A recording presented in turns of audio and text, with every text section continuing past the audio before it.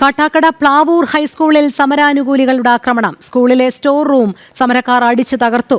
കുട്ടികളെ സ്കൂളിൽ കയറാൻ അനുവദിച്ചില്ല. സമരാനുകൂലികളുടെ ആക്രമണത്തിൽ 3 അധ്യാപകർക്ക് പരിക്കേറ്റു. തടഞ്ഞുവെച്ച അധ്യാപകരെ പോലീസ് എത്തിയാണ് മോചിപ്പിച്ചത്. അവരെന്തെങ്കിലും ചെയ്തു കഴിഞ്ഞാൽ ഇനി അവർ വാശിക്കെന്തെങ്കിലും ചെയ്തോളെ.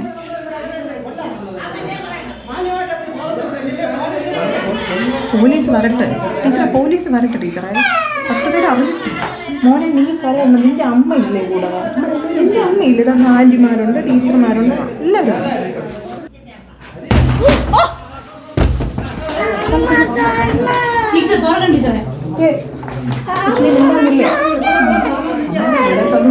നമ്മളെ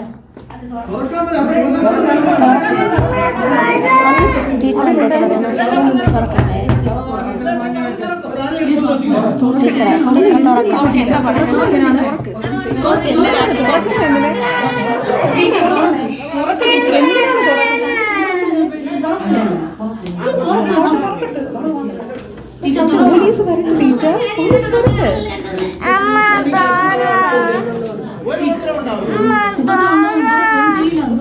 അല്ലെങ്കിൽ എന്തോ ചെയ്യാം, അതോ വലിച്ചു പൊളിച്ച്.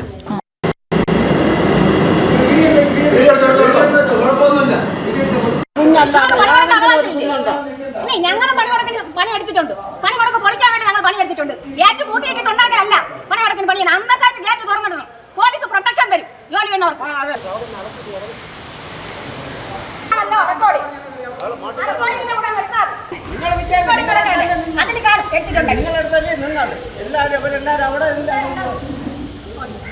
സാറിനെയാണ് കണ്ണ് കാണിക്കണം കേട്ടാ. ഇങ്ങനെ അങ്ങനെ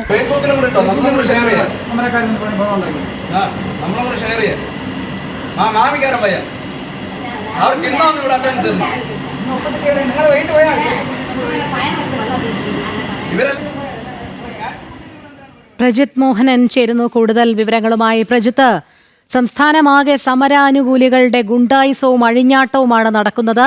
കാട്ടാക്കട പ്ലാവൂർ ഹൈസ്കൂളിൽ സമരാനുകൂലികൾ നടത്തിയ ആക്രമണത്തിന്റെ ദൃശ്യങ്ങളാണ് നമ്മളിപ്പോൾ കണ്ടത്. എത്രമാത്രം അപലപനീയമാണ്. കാരണം കുഞ്ഞു കുട്ടികൾ ഉൾപ്പെടെ ഭയന്ന് കരയുന്നത് കേൾക്കാൻ സാധിക്കുന്നുണ്ട്. അവർ ഉള്ളിലുള്ളപ്പോൾ ആ അധ്യാപകർ ആ കതകിൽ ഇവർ മുട്ടി ഭീഷണിപ്പെടുത്തുന്നത് കേൾക്കാം വലിയ ശബ്ദത്തിൽ. ഒരു സ്ത്രീ അസഭ്യവർഷവുമായി എത്തുന്നതും കാണാം. അവർ അങ്ങേയറ്റം മോശമായ പദപ്രയോഗങ്ങളാണല്ലോ നടത്തുന്നത് ഈ അധ്യാപകർക്കെതിരെയും അവിടുത്തെ സ്കൂളിലെ ജീവനക്കാർക്കെതിരെയും. എന്താണ് അവിടെ സംഭവിച്ചത്? ഇന്ന് രാവിലെയാണ് ഈ സമരമുണ്ടായിരുന്നിട്ടും ഈ പണിമുടക്കുണ്ടായിരുന്നിട്ടും കുറച്ച് കുട്ടികൾ, രോഹിണി എക്കോയുണ്ട്, ആ കുട്ടികളടക്കം അവിടേക്ക് എത്തിയിരുന്നു. അതിൻ്റെ സാഹചര്യത്തിലാണ് ഇന്ന് അധ്യാപകർ അവിടെ ഉണ്ടാകുകയും അവർ പ്രജിത്ത്, സാങ്കേതിക തകരാർ പരിഹരിക്കാമെന്ന് കരുതുന്നു. പ്രജിത്ത് തുടരുക. കാട്ടാക്കട പ്ലാവൂർ ഹൈസ്കൂളിൽ സമരാനുകൂലികളുടെ ആക്രമണം. സ്കൂളിലെ സ്റ്റോർ റൂം സമരക്കാർ അടിച്ചു തകർത്തു. കുട്ടികളെ സ്കൂളിൽ കയറാൻ അനുവദിച്ചില്ല. സമരാനുകൂലികളുടെ ആക്രമണത്തിൽ 3 അധ്യാപകർക്ക് പരിക്കേറ്റു. തടഞ്ഞുവെച്ച അധ്യാപകരെ പോലീസ് എത്തിയാണ് മോചിപ്പിച്ചത്. പ്രജിത്ത്, സാങ്കേതിക തടസ്സം നീങ്ങിയെന്ന് കരുതുന്നു. തുടരാം. രോഹിണി, ഇന്ന് അക്ഷരാർത്ഥത്തിൽ ഭീകരാന്തരീക്ഷം തന്നെയാണ് കാട്ടാക്കട പ്ലാവൂർ സ്കൂളിൽ ഉണ്ടായിരുന്നത്. ഒരുപക്ഷെ ഈ സമരത്തിൻ്റെ, ഈ പണിമുടക്കിൻ്റെ ഏറ്റവും ഭയാനകമായൊരു അന്തരീക്ഷമായിരുന്നു അവിടെ ഉണ്ടായിരുന്നതെന്ന് പറയേണ്ടിയിരിക്കുന്നു. കാരണം അക്ഷരാർത്ഥത്തിൽ കുറച്ച് DYFI പ്രവർത്തകരും CPM പ്രവർത്തകരും മറ്റ് ഈ സമരക്കാരും അവിടെ അഴിഞ്ഞാടുകയായിരുന്നു എന്ന് നമുക്ക് പറയേണ്ടി വരും. കാരണം പുറത്തു വരുന്ന ദൃശ്യങ്ങൾ അത്രയധികം പേടിപ്പെടുത്തുന്നതാണ്. ഒരു സർക്കാർ സ്കൂളാണ്.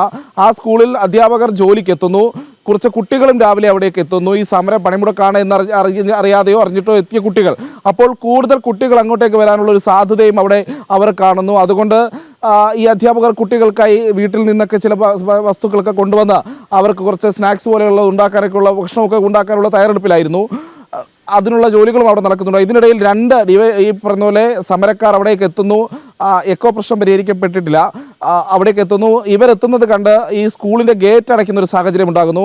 ആ ഗേറ്റ് അടയ്ക്കുന്നതിന് പിന്നാലെ അവർ ആക്രോശിക്കുന്നു, അസഭ്യം പറയുന്നു. ശേഷം മതിൽ ചാടി വന്ന് ഈ അധ്യാപകരെയൊക്കെ ഭീഷണിപ്പെടുന്ന ഒരു സാഹചര്യം ഉണ്ടാകുന്നു. അടുക്കളയിലുണ്ടായിരുന്ന അധ്യാപകർ ആ സമയത്ത് അവർ ആദ്യം സ്റ്റോർ റൂമിൻ്റെ പുറത്തു നിന്നുള്ള ഗ്രില്ല് വെച്ചിട്ടുള്ള വാതിൽ അടച്ചിടുന്നു. ആ ഭാഗത്ത് വന്ന് നിന്നും വീണ്ടും ആക്രോശം നടത്തുന്നു.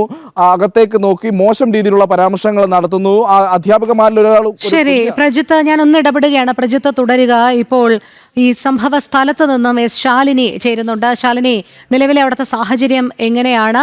വലിയ രീതിയിലുള്ള ഭീഷണിയാണല്ലോ സമരാനുകൂലികളുടെ ഭാഗത്തു നിന്നും കാട്ടാക്കട പ്ലാവൂർ ഹൈസ്കൂളിൽ ഉണ്ടായത്.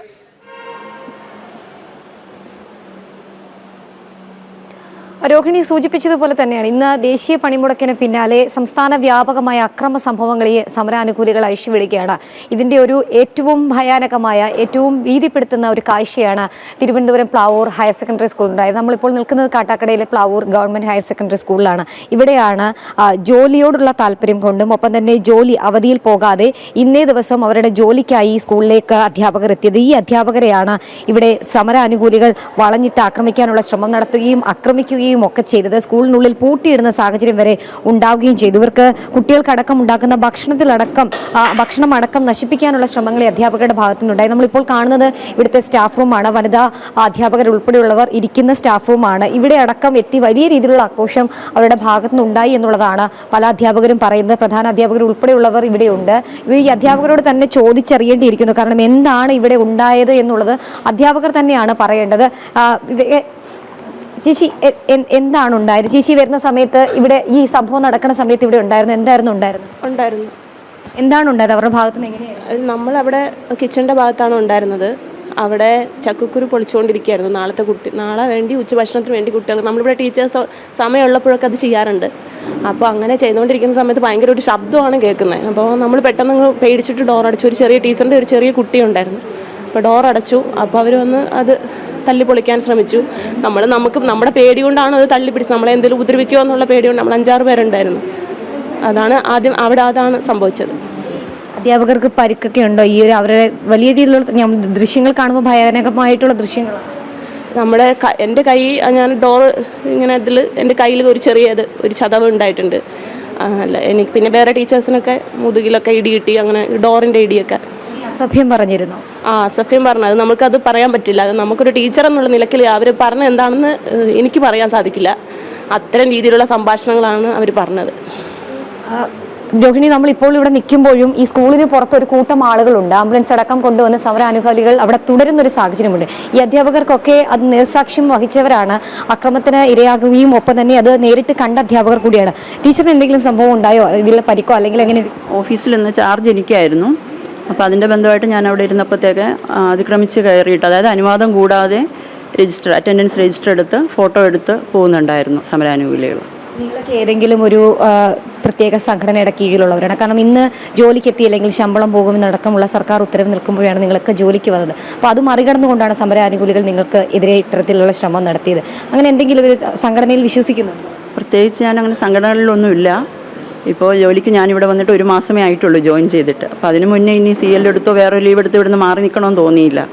അപ്പോൾ ജോലിയൊന്നും ചേരുന്നത് പോലെ ആ ഒരു സുരക്ഷിതത്വം കിട്ടുമെന്നുള്ള ഉറപ്പിലാണ് ഞങ്ങൾ ജോലിക്കായിട്ടൊന്ന് വന്നത്. അതുപോലെ തന്നെ വൈകുന്നേരം 4 മണി വരെ ഇരിക്കും. ഞങ്ങൾ ജോലി പൂർണ്ണ സമയം ഇരിക്കാൻ സമ്മതത്തിൽ തന്നെയാണ് ഞങ്ങൾ വന്നിട്ടുള്ളത്. ഏതെങ്കിലും തരത്തിലുള്ള പരാതിയുമായിട്ടൊക്കെ നമ്മൾ പോകുന്നുണ്ടോ? കാരണം അത്രയധികം അക്രമ സംഭവങ്ങളാണ്. തീർച്ചയായും തന്നെയാണ്. പതിവ് പോലെ പകുതിയിലധികം അധ്യാപകരും, ഏകദേശം 25-ലധികം അധ്യാപകരാണ് ഇന്നിവിടെ ജോലിക്ക് എത്തിയത്. പതിവ് പോലെ എല്ലാവരും 10 മണിക്ക് തന്നെ സ്കൂളിലെത്തി. ഒരു 15 മിനിറ്റ് കഴിഞ്ഞപ്പോൾ ഒരു കൂട്ടം അക്രമികൾ മതിൽ കയറി ചാടി സ്കൂളിനകത്ത് പ്രവേശിക്കുകയും അധ്യാപകരെ വളരെ അശ്ലീലമായ സംസാരം അധ്യാപകർക്ക് നേരെ പ്രയോഗിക്കുകയും ചെയ്തു.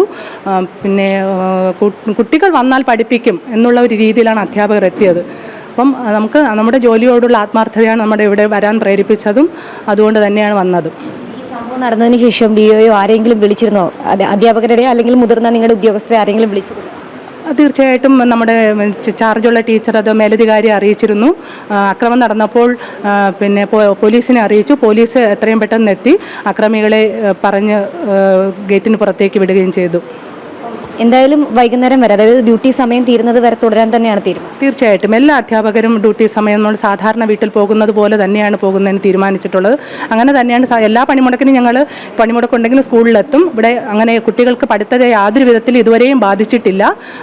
പക്ഷേ ഇന്നും അങ്ങനെ തന്നെയാണ്, വൈകുന്നേരം മാത്രമേ പോകുകയുള്ളൂ. അവർ സൂചിപ്പിച്ചതുപോലെ തന്നെയാണ് ഒരു രീതിയിലും സമരാനുകൂലികൾക്ക് പിടിപ്പെട്ടുകൊണ്ട് അവരുടെ ജോലി സമയം മാറ്റിവെച്ച് പുറത്തേക്ക് പോകാൻ തയ്യാറല്ല. പക്ഷേ ഇവിടെ തുടരുക തന്നെയാണ്. ഇനിയിപ്പോൾ സ്കൂൾ സമയം കഴിയാൻ വളരെ കുറച്ച് സമയമേ ഉള്ളൂ.